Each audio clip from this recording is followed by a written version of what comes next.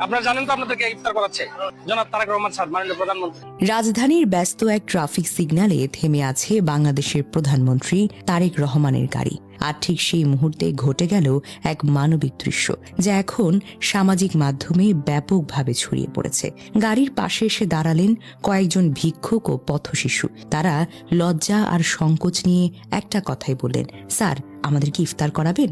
সংখ্যাটা কম ছিল না, মোটামুটি প্রায় শখানেক মানুষ।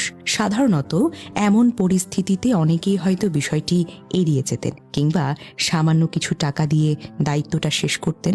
কিন্তু প্রধানমন্ত্রী তারেক রহমান এক মুহূর্তেও দেরি করলেন না। তিনি সঙ্গে সঙ্গে তার একান্ত সচিব আব্দুর রহমান সানিকে নির্দেশ দিলেন, এখানে যতগুলো ভিক্ষুক ও পথশিশু আছে সবাইকে ইফতার করা, যেন তেন ইফতার না, ভালো জায়গায় পেট ভরে খাওয়াবে। এরপর যা ঘটেছে তা সত্যি অনেকের কাছে অবিশ্বাস্য মনে হতে পারে। প্রধানমন্ত্রীর নির্দেশে সেই ভিক্ষুক ও পথশিশুদের নিয়ে যাওয়া হয় গুলশান 2 এলাকার একটি অভিজাত হোটেল বিয়ন্ড বাফেট।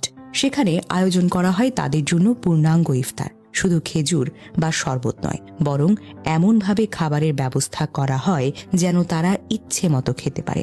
ভিডিওতে দেখা যায় আব্দুর রহমান সানি নিজে সেখানে দাঁড়িয়ে সবকিছু তদারকি করছেন, সবাইকে বলছেন যার যত লাগে খান, লজ্জা করবেন না, খাবার আছে, লাগলে আরো বলবেন। প্রধানমন্ত্রীর নির্দেশ ছিল একেবারে স্পষ্ট, ওদের যেন পেট ভরে খাওয়ানো হয়, যত খেতে মন চায় তত খেতে পারবে।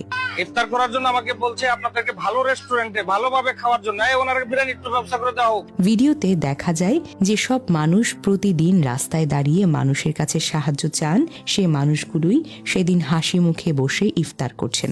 কারো চোখে আনন্দের জল, কারো মুখে বিস্ময়ের হাসি। হয়তো জীবনে প্রথমবার তারা কোনো অভিজাত হোটেলে বসে ইফতার করার সুযোগ পেলেন।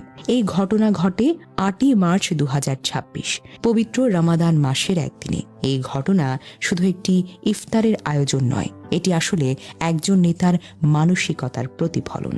বাংলাদেশের রাজনীতিতে আমরা সাধারণত দেখি নেতাদের গাড়ি চললে রাস্তা ফাঁকা করে দেওয়া হয়, সাধারণ মানুষকে অপেক্ষা করতে হয়। কিন্তু এখানে দৃশ্যটা ছিল পুরোপুরিভাবে উল্টো। দেশের প্রধানমন্ত্রী নিজেই সাধারণ মানুষের মতো জ্যামে আটকে আছেন। মানুষ এগিয়ে এসে কথা বলছে, কেউ সেলফি তুলছে, কেউ আবার হাত নেড়ে শুভেচ্ছা জানাচ্ছে। এই সরলতা, এই সহজলভ্যতা, এটাই তাকে গণমানুষের আরো কাছে নিয়ে যাচ্ছে। কারণ নেতৃত্ব শুধু ক্ষমতার আসনে বসে থাকা নয়, নেতৃত্ব মানে মানুষের কষ্ট বুঝতে পারা, রাস্তার ধারে দাঁড়িয়ে থাকা সেই ভিক্ষুক, পথশিশু কিংবা অসহায় মানুষের দিকে তাকিয়ে সিদ্ধান্ত নেওয়া।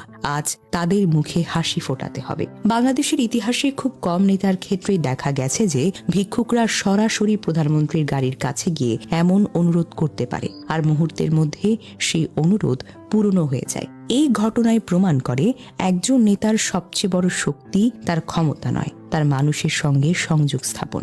আর যারা রাস্তায় দাঁড়িয়ে রাজার গাড়ির কাছে গিয়ে ইফতার চেয়েছিল, তারা শুধু খাবারই পায়নি, পেয়েছে সম্মান, পেয়েছে মানুষের মতো মর্যাদা। আর রাজনীতির ইতিহাস বারবার বলে, যে নেতা মানুষের হৃদয়ে জায়গা করে নিতে পারেন, বিপদের দিনে সেই মানুষই তার সবচাইতে বড় শক্তি হয়ে দাঁড়ায়। এই মানবিকতা, এই সহজ সম্পর্ক, এটাই হয়তো তারেক রহমানের নেতৃত্বের সবচাইতে বড় সম্পদ।